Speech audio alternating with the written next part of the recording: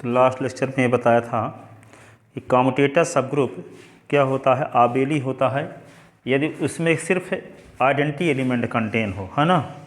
जी dash बराबर यदि ई है तो क्या होगा, जी डैश आबेलियन ग्रुप होगा, और आबेलियन ग्रुप मानकर चलते थे तो जी डैश बराबर आइडेंटिटी एलिमेंट ई दिखा देते थे, है ना। तो यही हम कल थ्योरम प्रूव किए थे इसके पहले। अब हम ये प्रूव करने वाले हैं अगली कम्यूटेटर सब सेकंड थ्योरम सेकंड कम्यूटेटर सब ग्रुप पर आधारित सेकंड थ्योरम ये है। सेकंड थ्योरम आपको उस दिन कल ये बताया था कि यदि x और y ग्रुप G के एलिमेंट हैं तो x inverse y inverse x Y pair S Y का कम्यूटेटर कहलाता था, ठीक है। और एक सेट बनाए थे जो कम्यूटेटर एलिमेंट का कलेक्शन है, कम्यूटेटर कहलाता है s inverse s y x y का।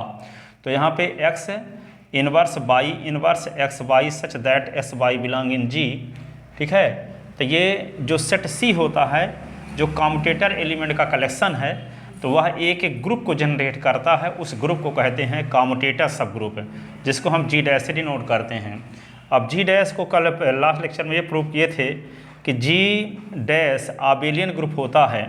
जी एक आबेली ग्रुप यदि है, जी क्या प्रूव किए थे हम कि यदि जी एक आबेली ग्रुप है, G be A commutator subgroup of group G, then G is abelian. तो जी ग्रुप जी को यदि हम आबेली मान कर चले थे तो सिद्ध किए थे कि कम्यूटेटर सब ग्रुप में सिर्फ सिंगल्टन सेट ई होगा। और फिर एक बार में हम क्या किए थे, जी डैश इज इक्वल टू ई मान कर चले थे तो जी को आबेलियन ग्रुप प्रूव किए थे, ठीक है। तो ये थ्योरम प्रूव की गई थी। अब देखो इस पर आधारित दूसरी थ्योरम देखो, कम्यूटेटर पर आधारित दूसरी थ्योरम ये है कि let G dash B A commutator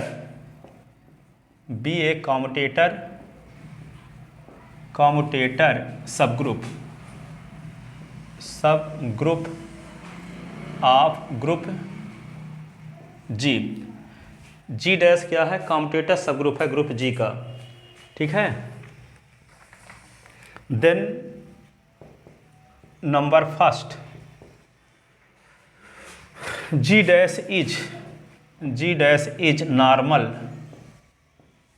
subgroup of G, ठीक है। और दूसरा प्रूफ ये करना है कि G upon G dash is abelian, G upon G dash is आबेलियन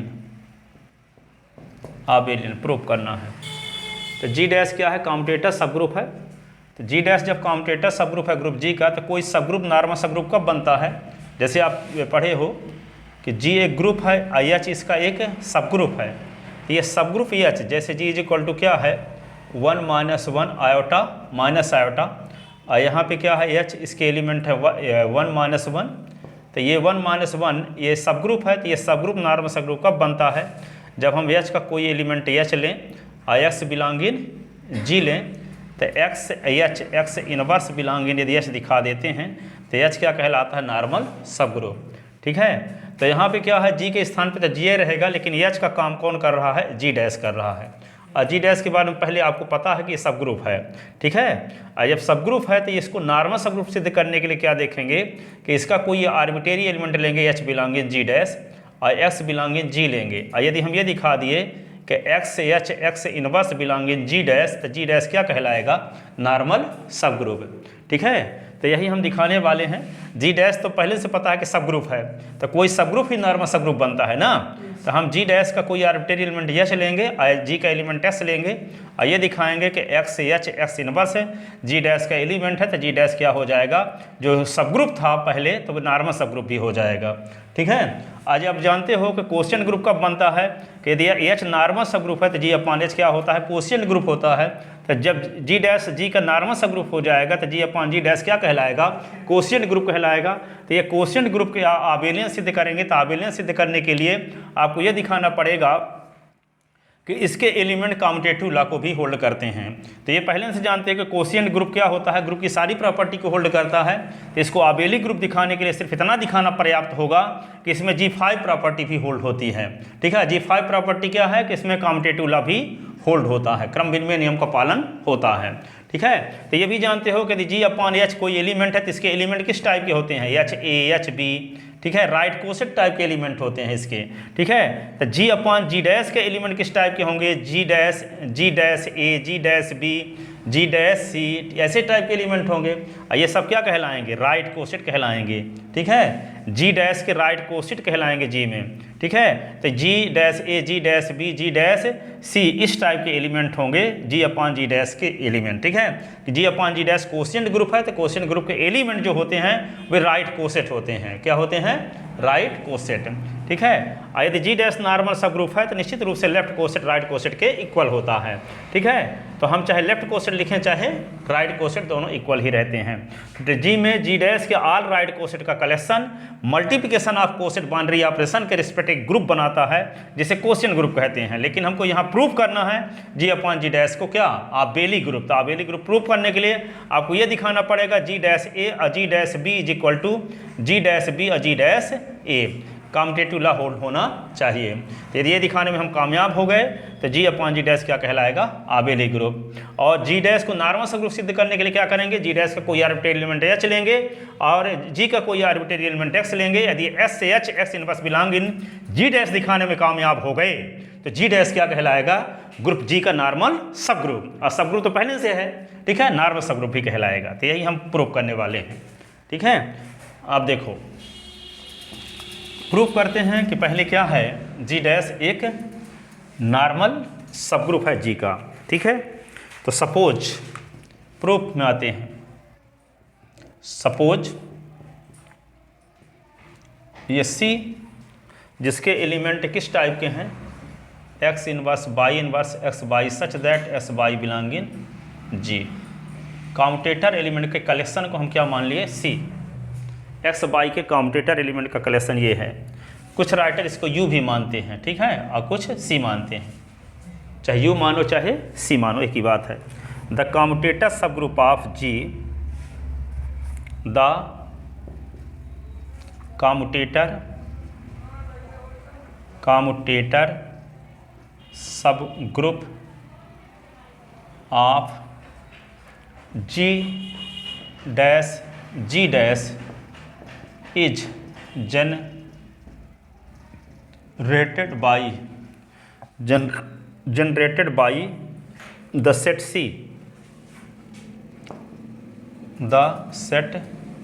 यानी C से जनरेट होता है कॉम्यूटेटर सब ग्रुप G डैश का। ठीक है, सो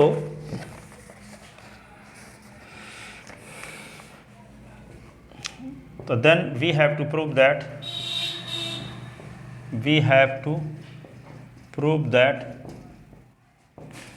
G dash is a normal subgroup of G। Normal subgroup of G। G dash is normal subgroup of G। और दूसरा प्रूव करना है G/G dash is abelian group. ठीक है, तो ये प्रूव करने के लिए क्या करेंगे, let X belong in G और H belong in G dash be any arbitrary element,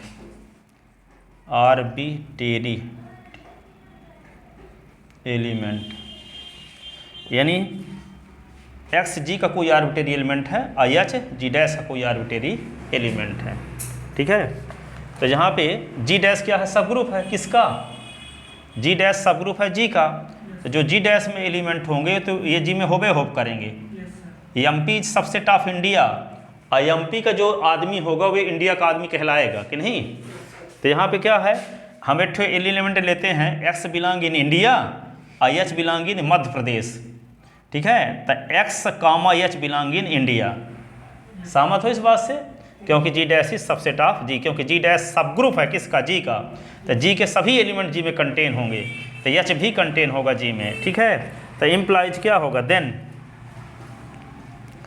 क्या होगा, x comma h belong in G, x comma h belong in ji.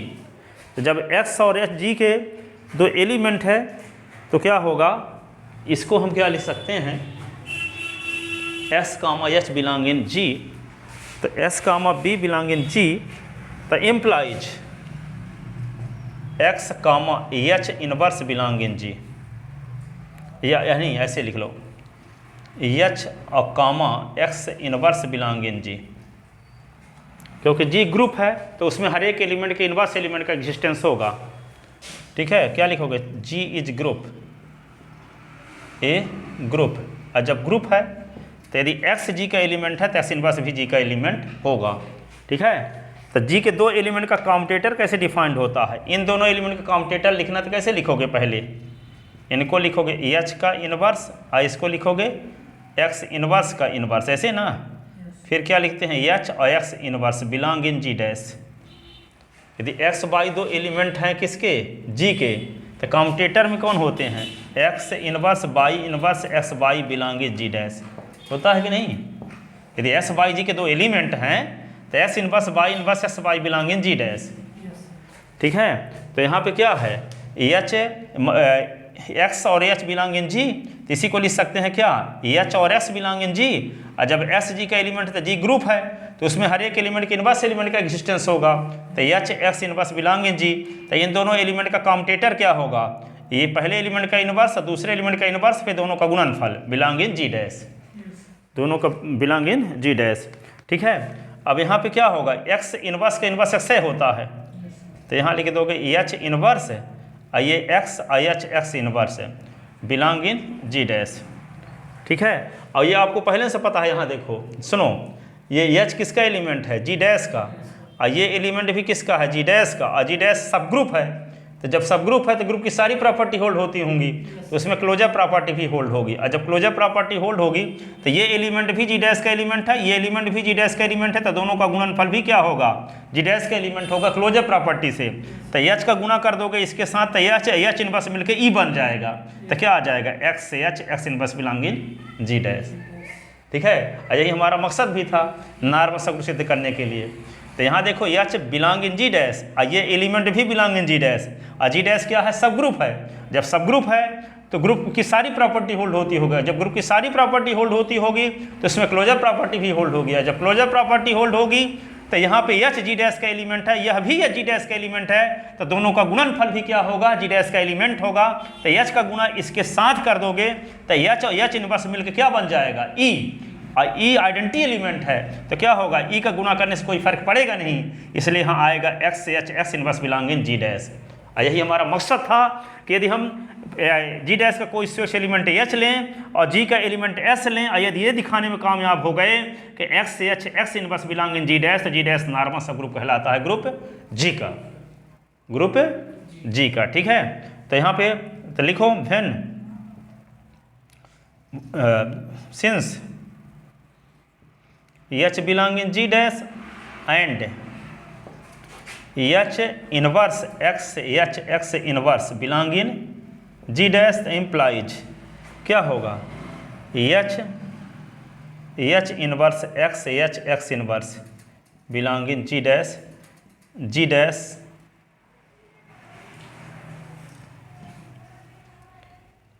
Closure property in G dash, because लिख सकते हो, because G dash is subgroup, जब subgroup है तो उसमें closure property hold होगी, तो एच इनवर्स मिलकर क्या बन गया, ई, तो ई और यहाँ पे X H x inverse belong in G dash, implies X H x inverse belong in G dash, X H x inverse belong in G dash.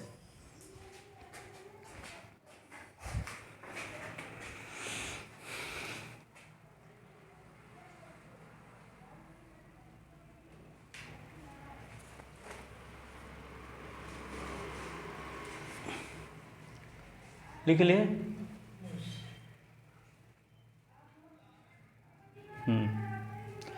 और जब ये जी डैश का एलिमेंट हो गया तो जी डैश क्या होगा? Normal subgroup of group G. It means G dash is normal subgroup of group G. It means G dash is normal subgroup of group G. It means G dash is normal subgroup of group G. It means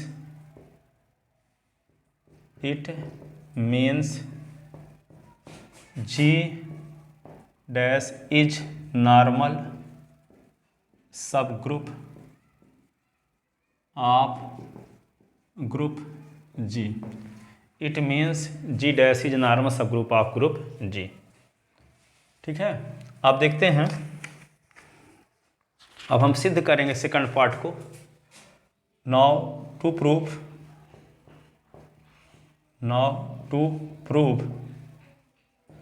ji upon G dash is abelian group.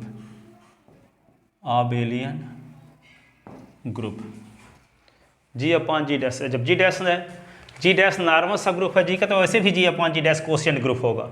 और जब quotient group होगा तो उसमें group की सारी property hold होगी, G1 G2 G3 G4। अब इसको आबेली ग्रुप सिद्ध करने के लिए सिर्फ एक प्रॉपर्टी और दिखाना शेष रह गया, क्या? कि जी अपॉन जी डैश में काउंटेटिव लॉ होल्ड होता है, यानी G5 प्रॉपर्टी भी होल्ड होती है। और इसमें G5 प्रॉपर्टी होल्ड हो गई तो जी अपॉन जी डैश क्या कहलाएगा? क्या कहलाएगा? आबेलियन ग्रुप। आबेलियन ग्रुप के लिए 5 प्रॉपर्टी अनिवार्य है, ग्रुप के लिए सिर्फ 4 property, G1 G2 G3 G4। ठीक है, सेमी ग्रुप के लिए 2 प्रॉपर्टी, क्वासी ग्रुप के लिए 1 प्रॉपर्टी, मोनोइड के लिए 3 प्रॉपर्टी, ग्रुप के लिए 4 प्रॉपर्टी, आबेलियन ग्रुप के लिए 5 प्रॉपर्टी। ठीक है, तो यहाँ क्या प्रूव करना है? आबेलियन ग्रुप। ठीक है, तो आबेलियन ग्रुप कैसे प्रूव करेंगे? देखो, लेट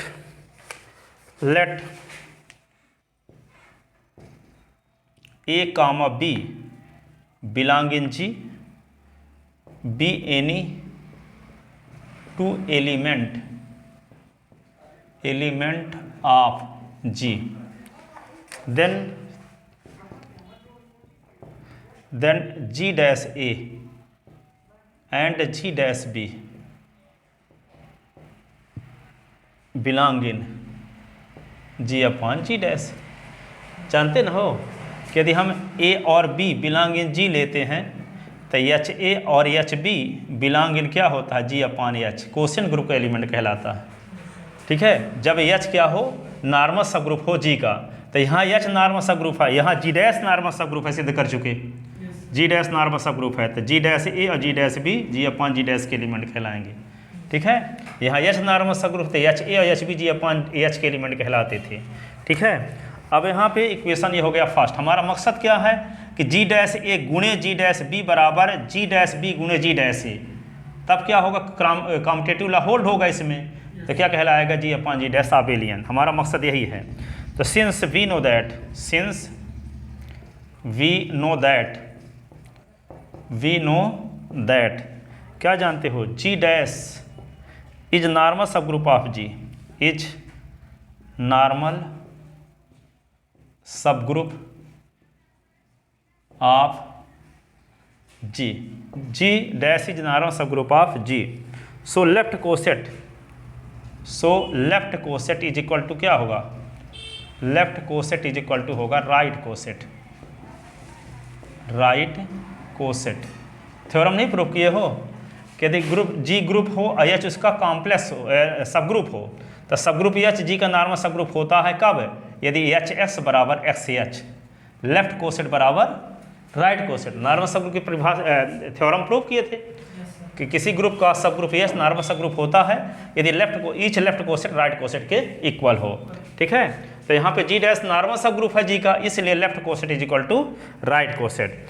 इम्प्लाइज तो क्या लिख देंगे? G डैश ए बराबर क्या होगा? A G डैश, ये लेफ्ट कोसेट है, ये राइट कोसेट है, ये लेफ्ट कोसेट है, दोनों बराबर होंगे। ठीक है, तथा ये भी जानते हैं कि कुछ यदि G एक ग्रुप है, H इसका सब ग्रुप है, तो H नॉर्मल सब ग्रुप होता है यदि 2 राइट कोसेट का मल्टीप्लिकेशन एक राइट कोसेट हो। ये भी थ्योरम है थर्ड। नॉर्मल सब ग्रुप की। ठीक है, पहली थ्योरम तो ये थी कि x से h x इनवर्स बराबर h।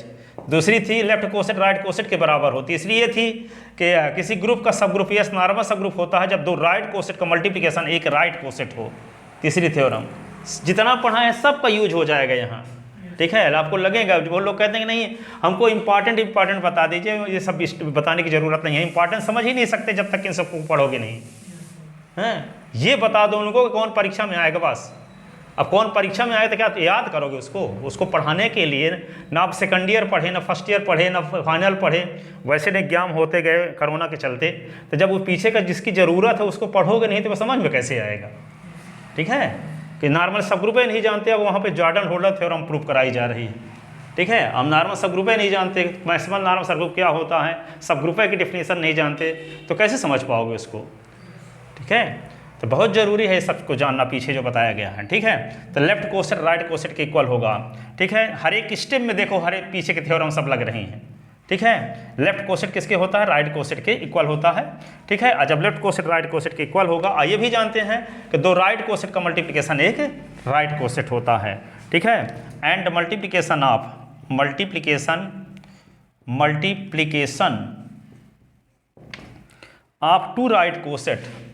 To right coset is again a right coset in group. ठीक है, right coset of G dash in G तो इम्प्लाइज तो क्या लिख दोगे, G dash a B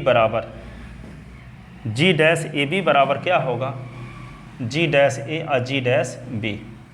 G dash a b बराबर होता है G dash a G dash b, but a B belong in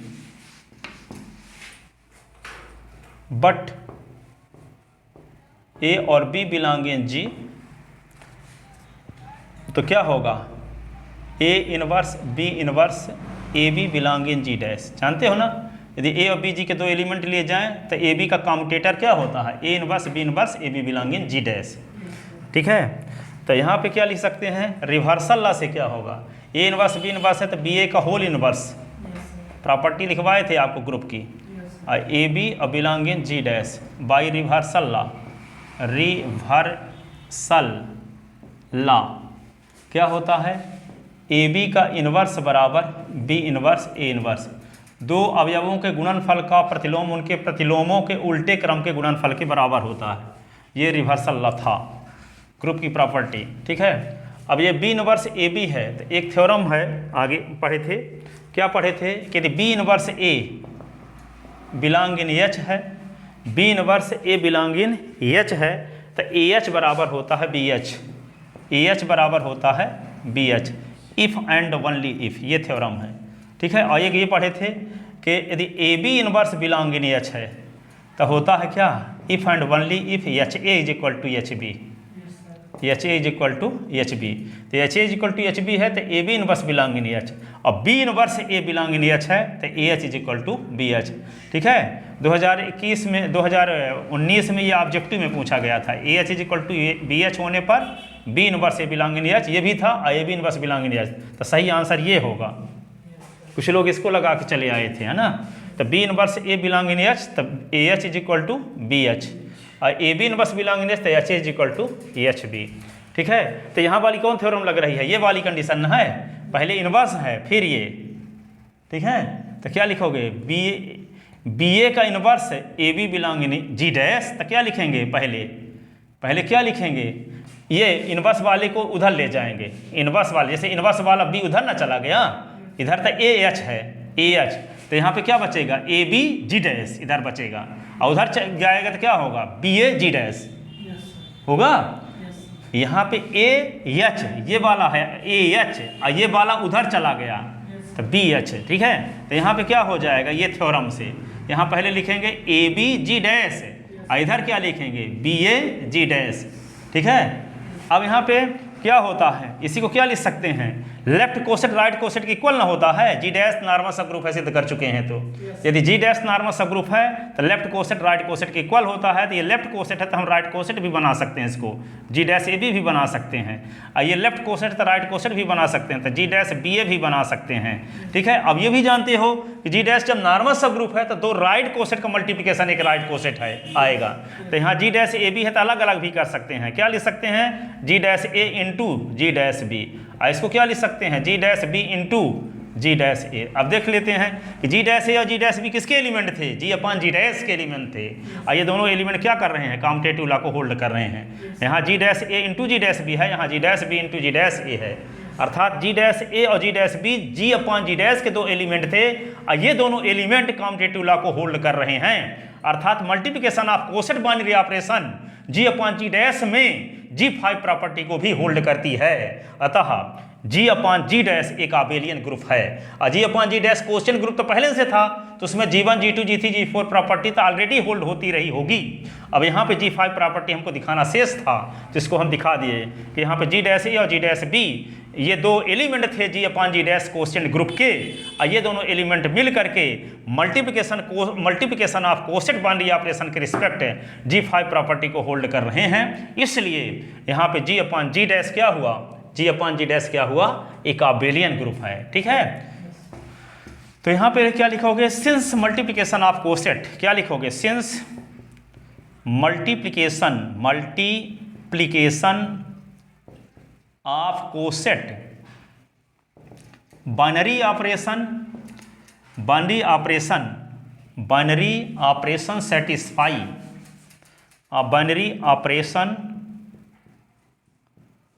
operation satisfy G5 property in G upon G in quotient group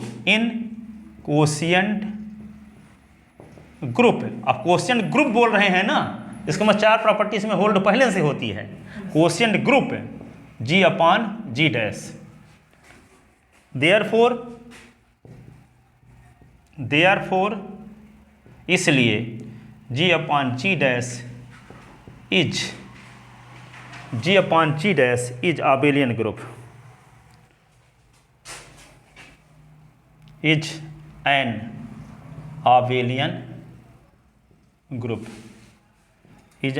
abelian group.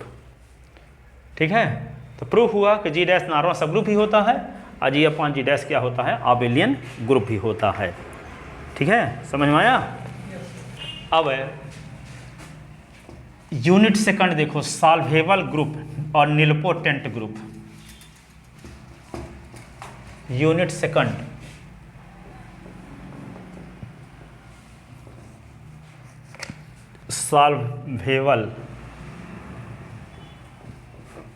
Solvable group and nilpotent group.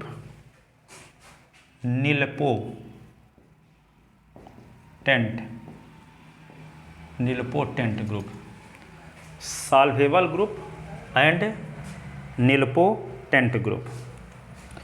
अब इसको जानने के लिए solvable group पर देखते हैं, इस पर थ्योरम, और फिर निलपोटेंट उस पर थ्योरम। ठीक है, तो देखो आगे आता है some important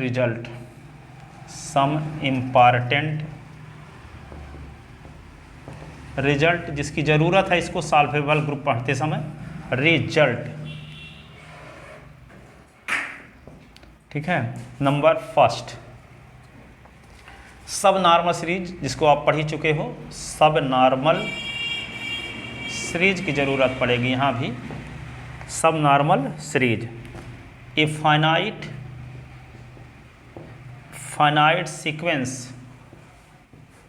sequence of subgroups, finite sequence of subgroups G is equal to n naught superset of n1 is superset of n2 superset of dash dash. यहाँ पे n is equal to singleton set each of group G is called is called subnormal series, subnormal series, subnormal series of ji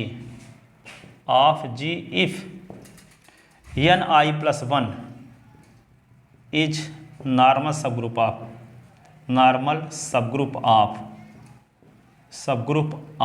ni, ni plus 1 is normal subgroup of ni for all i, और i is equal to क्या 0 1 2 3 dash dash, ठीक है, कहाँ तक n-1 तक, n-1, ठीक है। The factor groups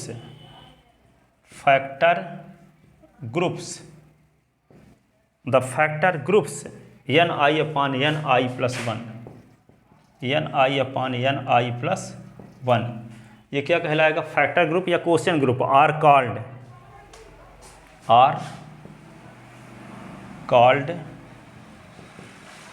factor groups are called factor groups of subnormal series, of subnormal series. ये ऐसी कंडीशन में ni अपॉन ni प्लस 1 क्या कहलाता है, फैक्टर ग्रुप कहलाता है, किसका, सब नॉर्मल सीरीज का, ठीक है। Factor are called factor groups of subnormal series.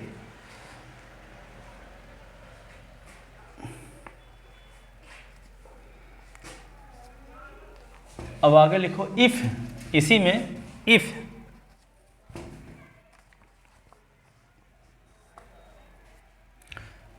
या फर्दर इन अंत में, फर्दर इफ gi या ni भी बोल सकते हो, ni is a normal subgroup of G, is a normal subgroup of G. इसमें जो जितने ni यूज हुए हैं, n0 n1 n2 nn, यानी n0 नॉर्मल सब ग्रुप हो जी का, n1 भी नॉर्मल सब ग्रुप हो किसका, जी का, n2 भी नॉर्मल सब ग्रुप हो किसका, जी का, n3 भी नॉर्मल सब ग्रुप हो किसका, जी का, nn भी नॉर्मल सब ग्रुप हो किसका, जी का। तो ऐसी कंडीशन में इस सब नॉर्मल सीरीज का नाम पड़ जाता है नॉर्मल सीरीज। क्या पड़ जाता है, नॉर्मल्स। यहाँ पे तो क्या है, इसमें n2 नॉर्मल सब ग्रुप हो n1 का, n1 नॉर्मल सब ग्रुप हो n0 का, तो ये तो सब नॉर्मल सीरीज कहलाएगी। लेकिन जिसमें n0 भी नॉर्मल सब ग्रुप हो जी का, n1 भी नॉर्मल सब ग्रुप हो जी का, n2 भी नॉर्मल सब ग्रुप हो जी का, n3 भी नॉर्मल सब ग्रुप हो जी का, तो ये सब नॉर्मल सीरीज का नाम पड़ जाता है नॉर्मल सीरीज। क्या पड़ जाता है, नॉर्मल सीरीज, ठीक है। तो यहाँ पे लिखो फर्दर इफ gi या ni जिसको कह सकते हैं, इज ए, ठीक है, इफ ईच लिख सकते हैं, ईच gi अथवा ni is normal subgroup of G, if gi का हो चाहे ni is normal subgroup of G, ठीक है। Itself, G itself, ठीक है। Then the series, then the above subnormal series is called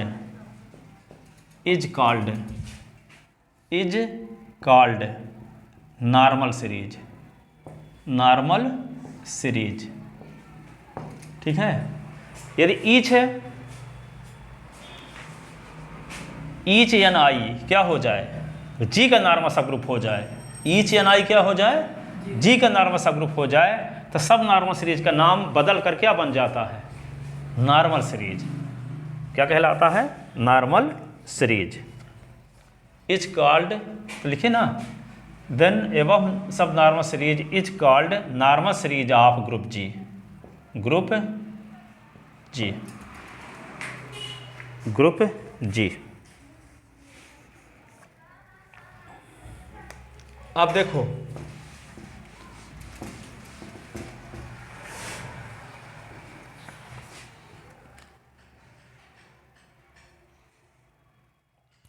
एक और देखो point, length of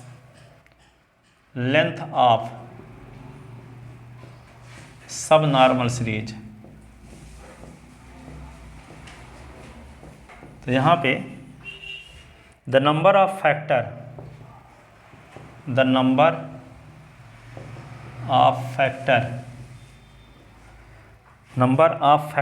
in a subnormal series,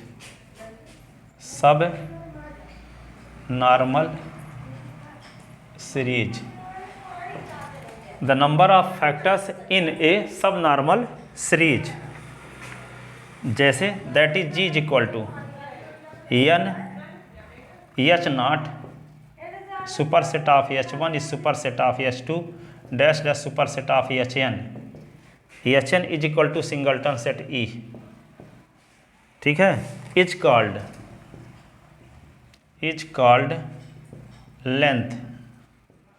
length of subnormal series, is called length of subnormal series. Here length is equal to n. देखो यहाँ पे ये भी आपको एक दिन बोले थे, जब उस दिन बताए थे सब नॉर्मल सीरीज की लेंथ निकालने के लिए जी के अलावा जितने यहाँ पे सब ग्रुप उपयोग हुए हैं, तो देखो एच नॉट का तो जी के मान जी के बराबर है, तो जी को छोड़कर कितने सब ग्रुप का उपयोग हुआ है, H1, H2, H3, HN, N. तो ये एन क्या होगी, इसकी सब नॉर्मल सीरीज की लेंथ हो जाएगी। ठीक है, या कि दूसरा हम ऐसे बोल सकते हैं कि जैसे मान लो अब हम लेते हैं ये कि जी एक ग्रुप लिए जिसके एलिमेंट है 1 - 1 आयोटा माइनस आयोटा। ठीक है, तो यहाँ पे नॉर्मल सीरीज यहाँ पे एक ये मान लेते हैं कि H0 क्या हुआ, H0 इज इक्वल टू तो यही होगा 1 - 1 आयोटा माइनस आयोटा। ठीक है, फिर क्या H1 ले लेते हैं तो एक एलिमेंट क्या होगा 1 - 1, फिर क्या ले लिए H2 तो इसके एलिमेंट हो गए 1।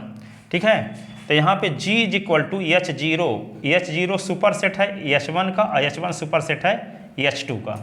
ठीक है, तो यहाँ पे क्या लिख सकते हैं, H0 के स्थान पर लिखेंगे 1 - 1 आयोटा माइनस आयोटा। ये सुपर सेट है किसका, 1 - 1 का, ये सुपर सेट है किसका, 1 का।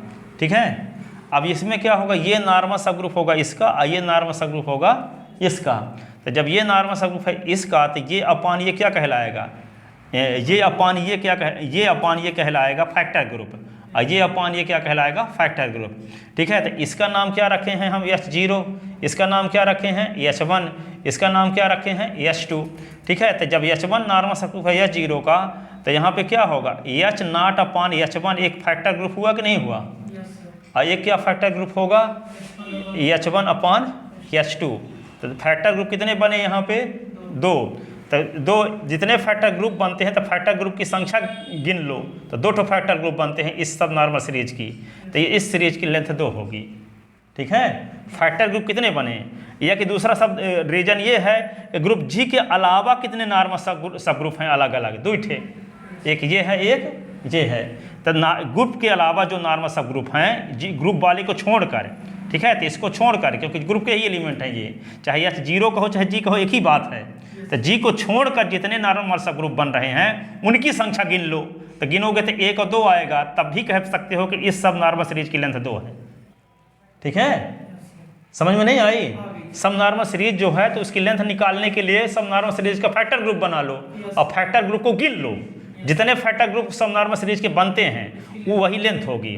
तो इस सब नॉर्मल सीरीज को देखते हैं तो इसमें 2 ही क्वेश्चन ग्रुप बनते हैं, एक क्या बनता है, ये नॉर्मल सब ग्रुप है इसका तो ये अपान ये, और ये नॉर्मल सब ग्रुप है इसका तो ये अपान ये, 2 ही फैक्टर ग्रुप बन रहे हैं। तो इस सब नॉर्मल सीरीज की लेंथ 2 हुई। और दूसरे शब्दों में क्या हुई कि ग्रुप को छोड़कर जितने सब नॉर्मल सब ग्रुप हैं उनको गिन लो उस नॉर्मल सीरीज में, सब नॉर्मल सीरीज में। तो ग्रुप को छोड़ करके 2 ही नॉर्मल सब ग्रुप इसमें है, तो इनकी संख्या 2 है, इसलिए इस सब नॉर्मल सीरीज की लेंथ भी क्या होगी, 2 होगी। ठीक है, तो वही लिखा गया है, the length of subnormal series the factor of groups, the factor of factors नहीं, क्या लिखा है, क्या लिख दिए हैं, the factor of factors, number of factors लिखना चाहिए ना, द नंबर ऑफ फैक्टर, तो क्या लिख दिए, the number of factors, the number of factors in a subnormal series, ये ठीक है। तो जितने फैक्टर ग्रुप बनेंगे उस किसी सब नॉर्मल सीरीज के, उनकी संख्या क्या कहलाती है, उस सब नॉर्मल सीरीज की लेंथ, ठीक है। अब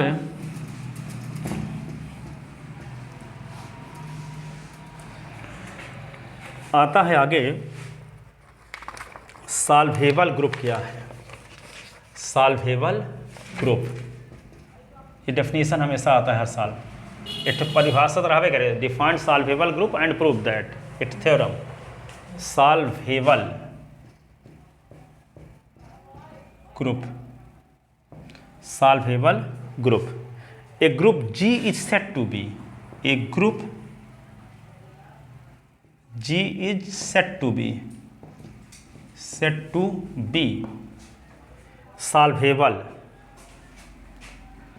solvable if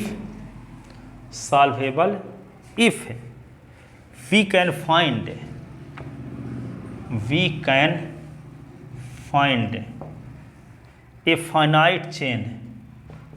finite chain of subgroups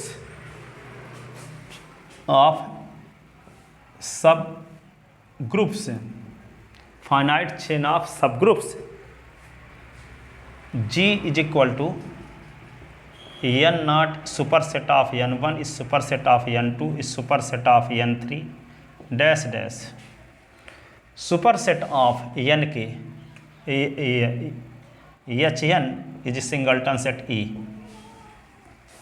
such that each ni plus 1 is normal subgroup of ni and each quotient group या factor group, quotient group or factor group ni upon ni plus 1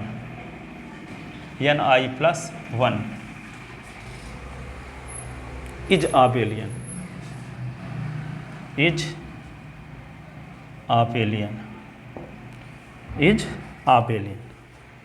ठीक है। then above series is referred,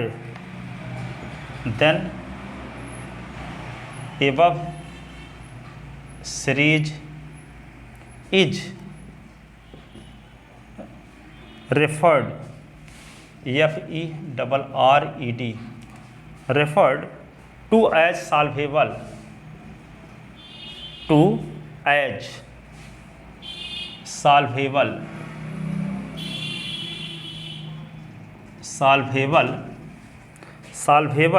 series of G, solvable series of G, ठीक है। तो यदि कोई group solvable group कब कहलाता है, जब उसकी सॉल्वेबल सीरीज का एग्जिस्टेंस हो। और सॉल्वेबल सीरीज कौन कहलाती है, एक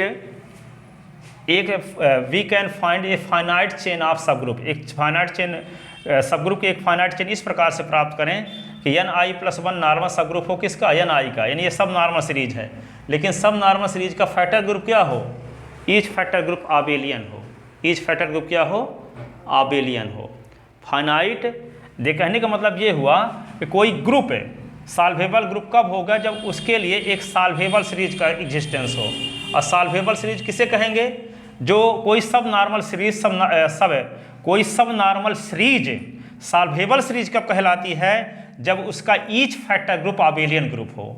ईच फैक्टर ग्रुप क्या हो, आबेलियन ग्रुप हो, ठीक है। कोई सब नॉर्मल सीरीज कोई subnormal series composition series कब कहलाती है?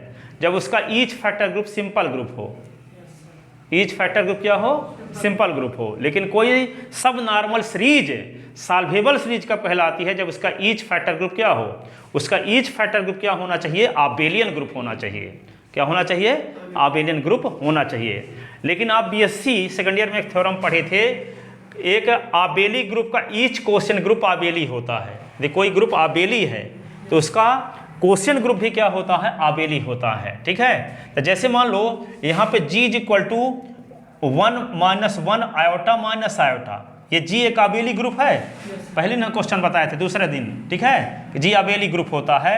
फोर्थ रूट ऑफ यूनिटी का कलेक्शन मल्टीप्लिकेशन बाइनरी ऑपरेशन के रिस्पेक्ट एक आबेली ग्रुप होता है। तो ये आबेली ग्रुप का H इज इक्वल टू हम मान लें कि 1 - 1 ये नॉर्मल सब ग्रुप है। ठीक है, तो G अपॉन H क्या हो जाएगा? एक क्वेश्चन ग्रुप हो जाएगा। और G अपॉन H जब क्वेश्चन ग्रुप हो जाएगा तो ये क्वेश्चन ये बताए हैं कि आबेली ग्रुप का ईच क्वेश्चन ग्रुप क्या होता है? आबेली होता है। तो G अपॉन H भी क्या होगा? आबेली होगा। इसके एलिमेंट हम लेंगे, यदि HA और HB लेंगे तो यहाँ पे क्या होगा? HA into HB is equal to HB into HA होगा, आबेली ग्रुप होगा। और जब आबेली ग्रुप होता है तो ये आप जानते हो कि यदि हम इस प्रकार की एक सीरीज बनाएं, G इज इक्वल टू क्या? G इज इक्वल टू ले लें क्या इस प्रकार से, G इज इक्वल टू यहाँ पे N0 superset of N1 और superset of N2 is equal to singleton set E। ठीक है, singleton set E, N2 is equal to singleton set E। तो यहाँ पे क्या करें? N0 का काम करने लगे क्या? ये एलिमेंट 1 - 1 आयोटा माइनस आयोटा, और सुपर सेट है ये किसका? 1 - 1 का। ये सुपर सेट किसका है? 1 का। ठीक है, तो यहाँ पे देखते हैं कि इसका नाम रखे हैं हम, इसका नाम रखे हैं N0, इसका नाम रखे हैं N1, इसका नाम क्या रखे हैं? N1 का फुल फॉर्म ये है, N0 का फुल फॉर्म ये है। ठीक है, और N2 का फुल फॉर्म ये है। ठीक है, अब यहाँ पे देखते हैं कि दो ग्रुप बना रहे हैं। यहाँ पे लिखे ना होगे कि लिख लिए? लिख लिए हो। अब देखो यहाँ पे इसको हम लिखते हैं N0 अपॉन N1, एक कोस फैक्टर ग्रुप हुआ कि नहीं हुआ? ठीक है, ये फैक्टर ग्रुप हुआ। ठीक है, N1 नॉर्मल सब ग्रुप है N0 का, तो N2 नॉर्मल सब ग्रुप है किसका? N1 का। तो यहाँ पे देखो क्या लिख दोगे? N1 upon N2, N1 upon N2, ये भी फैक्टर ग्रुप है। ठीक है, फैक्टर ग्रुप है। तो इसका ऑर्डर यदि हम निकालेंगे, इसका ऑर्डर निकालें, तो इसका ऑर्डर जब निकालेंगे तो ऑर्डर ऑफ क्या होगा? N0 upon order of N1। तो ऑर्डर ऑफ N0 क्या है? 4। ऑर्डर ऑफ N1 क्या है? 2। 2 दूना 4। तो इसका ऑर्डर 2, और 2 प्राइम नंबर है कि नहीं है? प्राइम नंबर है। तो इस क्वेश्चन ग्रुप का ऑर्डर प्राइम नंबर है। तो अभाज्य कोटि का प्राइम ऑर्डर का ईच ग्रुप क्या होता है? साइक्लिक होता है। और इस साइक्लिक ग्रुप आबेलियन होता है। इस साइक्लिक ग्रुप क्या होता है? आबेलियन होता है। तो ये इसका ऑर्डर प्राइम नंबर है ना, तो इसका ऑर्डर प्राइम नंबर है, तो प्राइम ऑर्डर का ईच ग्रुप साइक्लिक होता है और इस साइक्लिक ग्रुप आबेलियन होता है, इसलिए ये क्या हो गया? आबेलियन। ठीक है, अब इसमें देखते हैं कि ऑर्डर ऑफ, इसका जब ऑर्डर निकालेंगे तो ऑर्डर ऑफ क्या होगा? Order of N1 upon order of क्या होगा? N2। तो ऑर्डर ऑफ N1 क्या है? N1 में 2 एलिमेंट है, और ऑर्डर ऑफ N2 क्या है? 1 एलिमेंट है। तो 2 में 1 का भाग दो तो 2 आएगा। ये क्या है? प्राइम नंबर है कि नहीं है? प्राइम नंबर किसे कहते हैं? जो 1 से कटती हो और खुद से कटती हो, प्राइम नंबर। ठीक है, और सबसे छोटी प्राइम नंबर 2 होती है, सबसे छोटी प्राइम नंबर 2 होती है। तो 2 ये प्राइम नंबर है, तो इसका ऑर्डर भी प्राइम नंबर आ गया। और जब ये प्राइम नंबर आ गया तो ये ग्रुप, क्वेश्चन ग्रुप क्या होगा? साइक्लिक ग्रुप होगा। और जब साइक्लिक ग्रुप होगा तो हम जानते हैं कि इस साइक्लिक ग्रुप आबेलियन होता है। तो जब ये साइक्लिक ग्रुप है तो आबेलियन हो गया। और जब आबेलियन हो गया तो देखते हैं कि इस ग्रुप की जो सब नॉर्मल सीरीज बनती थी, इसके 2 ही फैक्टर ग्रुप बन रहे थे, और दोनों फैक्टर ग्रुप क्या है? आबेलियन है। तो जब दोनों फैक्टर ग्रुप आबेलियन हो गए तो ये क्या कहलाएगी? ये जो सीरीज बनी है ये ग्रुप जी की क्या होगी? सॉल्वेबल सीरीज होगी। ये सब नॉर्मल सीरीज का नाम क्या पड़ गया? सॉल्वेबल। इसका नाम रेफर्ड टू सॉल्वेबल सीरीज। कोई सब नॉर्मल सीरीज को सॉल्वेबल सीरीज कब कहते हैं? जब उसका ईच फैक्टर ग्रुप क्या आ जाए? ईच फैक्टर ग्रुप आबेलियन आ जाए। ईच फैक्टर ग्रुप क्या आ जाए? आबेलियन। तो ये जो सब नॉर्मल सीरीज थी, इस सब नॉर्मल सीरीज का each factor group abelian group होने की वजह से इस सब नॉर्मल सीरीज का नाम पड़ गया सॉल्वेबल सीरीज। ये ग्रुप जी की सॉल्वेबल सीरीज है। तो कोई ग्रुप सॉल्वेबल ग्रुप कब कहलाता है? जब उस ग्रुप की कोई सॉल्वेबल सीरीज का एग्जिस्टेंस हो, उस ग्रुप की कोई सॉल्वेबल सीरीज का एग्जिस्टेंस हो। तो ये ग्रुप जी जो है 1 - 1 आयोटा माइनस आयोटा एक सॉल्वेबल ग्रुप है। क्यों सॉल्वेबल ग्रुप है? क्योंकि इस ग्रुप की एक सॉल्वेबल सीरीज का एग्जिस्टेंस है, एक सॉल्वेबल सीरीज का एग्जिस्टेंस है। सॉल्वेबल सीरीज का एग्जिस्टेंस क्यों है? क्योंकि इससे जो सब नॉर्मल सीरीज बनती है उसके ईच फैक्टर ग्रुप है, ईच फैक्टर ग्रुप क्या होता है? आबेलियन ग्रुप होता है। ईच फैक्टर ग्रुप क्या होता है? आबेलियन ग्रुप है। इसके जितने यहाँ दो ही फैक्टर ग्रुप बनते थे, n0/n1 और n1/n2। इन दोनों फैक्टर ग्रुप का ऑर्डर प्राइम नंबर आने की वजह से ये क्या हो गए? प्राइम नंबर ऑर्डर आ गया। तो जिस ग्रुप का ऑर्डर प्राइम नंबर होता है वे क्या होता है? साइक्लिक ग्रुप होता है। ठीक है, तो ये क्वेश्चन ग्रुप का ऑर्डर प्राइम नंबर आया इसलिए साइक्लिक ग्रुप हुआ। इस ग्रुप का ऑर्डर प्राइम नंबर आया इसलिए साइक्लिक ग्रुप हुआ। और साइक्लिक ग्रुप की पहली थ्योरम है each cyclic group abelian group होता है। ठीक है, तो जब ये साइक्लिक ग्रुप हुआ, ये साइक्लिक ग्रुप हुआ, तो ये आबेलियन ग्रुप भी होगा। और जब ये दोनों फैक्टर ग्रुप आबेलियन ग्रुप हो गए तो ये जो सब नॉर्मल सीरीज थी इसका नाम पड़ गया क्या? सॉल्वेबल सीरीज ऑफ ग्रुप जी। तो जिस ग्रुप की सॉल्वेबल सीरीज का एग्जिस्टेंस होता है वह ग्रुप कहलाता है सॉल्वेबल ग्रुप है। तो जी जो है 1 - 1 आयोटा माइनस 1 जिसके एलिमेंट हैं, ये एक सॉल्वेबल ग्रुप है क्योंकि इसकी एक सॉल्वेबल सीरीज का एग्जिस्टेंस है। इस ग्रुप की एक सॉल्वेबल सीरीज का एग्जिस्टेंस है। ठीक है, इस ग्रुप की जो सब नॉर्मल सीरीज बनती है उसका ईच फैक्टर ग्रुप है क्या आता है? आबेलियन ग्रुप आता है। इस वजह से इस सब नॉर्मल सीरीज को हम सॉल्वेबल सीरीज भी कह सकते हैं ग्रुप जी की।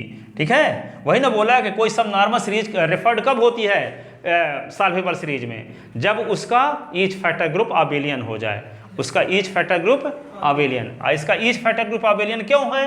क्योंकि ईच फैक्टर ग्रुप की ऑर्डर क्या है? प्राइम नंबर है। और जिस ग्रुप का ऑर्डर प्राइम नंबर होता है वो क्या होता है? साइक्लिक ग्रुप होता है। और जो ग्रुप साइक्लिक ग्रुप होता है वह आबेलियन होता है। ठीक है, इसलिए ये दोनों फैक्टर ग्रुप के आबेलियन ग्रुप होने की वजह से ये ग्रुप जी की क्या कहलाएगी? सॉल्वेबल सीरीज कहलाएगी।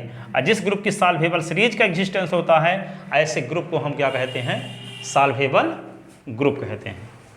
ठीक है ना, तो सॉल्वेबल ग्रुप की डेफिनेशन लिख सकते हो विथ एग्जाम्पल। ठीक है, एग्जाम्पल लिख दें व्यवस्थित थोड़ा। Example of solvable series. हाँ, थोड़ा व्यवस्थित लिखे देते हैं। Example of solvable series, solvable group, solvable group. तो G is equal to 1 - 1 iota minus iota is a solvable group because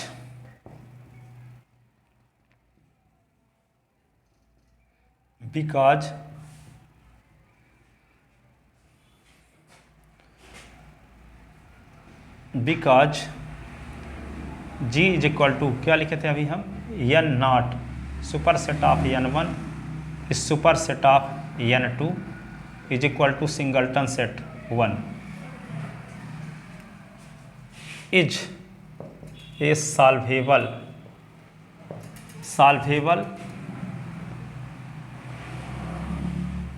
series of group G, solvable series of group G because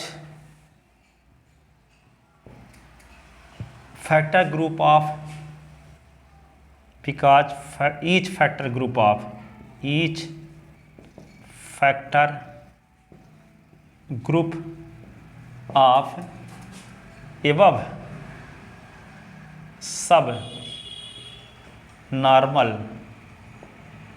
सब normal series is abelian group. Abelian group. अब abelian group क्यों है each factor group? Here order of factor group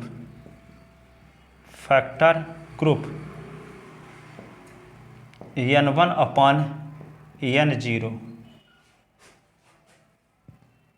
is equal to order of n1 upon, नहीं उल्टा लिख देना, n0 upon n1। तो n0 तो order of n0 upon n1, तो क्या लिखेंगे इसको? Order of n1 n0 upon order of n1, तो क्या है 4, क्योंकि g को ही ना n0 माने हैं, तो ग्रुप का ऑर्डर क्या है 1 2 3 4। Order of g is equal to यहाँ 4 है, is equal to order of n0। ठीक है, तो ये अपॉन n1 का ऑर्डर क्या है? n1 किसको माने थे हम? n1 इज इक्वल टू माने थे 1 माइनस 1 को। n2 किसको माने हैं? इसको। ठीक है, तो यहाँ पे क्या आ जाएगा? इसको n1 को 2 लिखोगे, 2 1 जा 2 2 जा, तो यहाँ पे 2। तो order of n0 upon n1 is equal to 2 which is prime number, which is prime number and we know that which is prime number. again order of निकालते हैं n2 अपॉन, यानी n1 upon n2, n1 upon n2 निकालते हैं, n1 upon n2, तो क्या होगा? Order of n1 upon order of n2। तो order of n1 2 है, ऑर्डर ऑफ n2 क्या है? 1 है। ठीक है, 2 which is prime number, which is prime number and we know that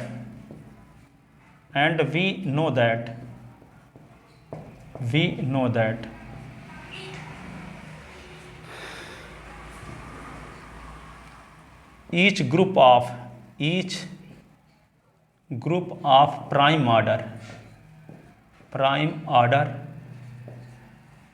each group of prime order is cyclic group and each cyclic group is abelian group. It means each factor group of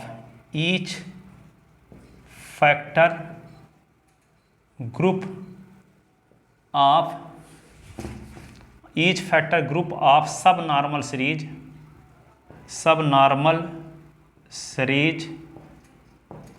of group G is abelian group.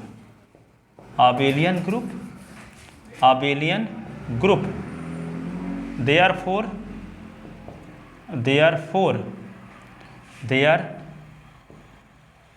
subnormal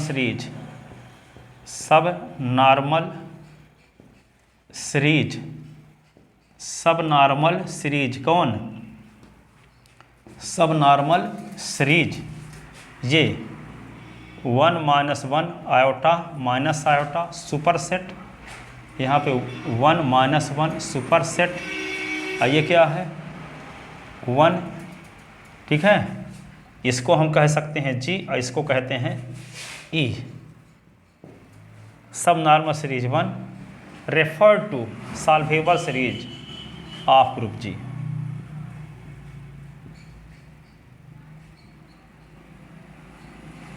to solvable series of group G। तो implies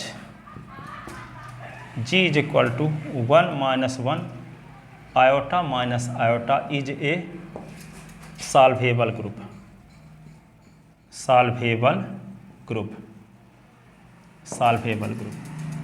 ठीक है, तो जिस group की solvable series का existence हो जाए वे क्या कहलाएगा? Solvable group. जिस ग्रुप की सॉल्वेबल सीरीज का एग्जिस्टेंस हो जाए, ठीक है। और कोई subnormal series solvable series कब कहलाती है? जब उसका ईच फैक्टर ग्रुप अबेलियन हो जाए। ईच फैक्टर ग्रुप क्या हो जाए? अबेलियन। और कोई subnormal series composition series कब कहलाती है? Each factor group simple group हो। ईच फैक्टर ग्रुप क्या हो? Simple group. तो ये कंपोजिशन सीरीज भी बोल सकते हैं इसको, ठीक है, क्योंकि प्राइम ऑर्डर का ईच ग्रुप सिंपल भी तो होता है, ठीक है। चलो देखो, ठीक है, जाओ अब इस पर एक थ्योरम बताने वाला हूँ, दो थ्योरम बहुत इंपॉर्टेंट।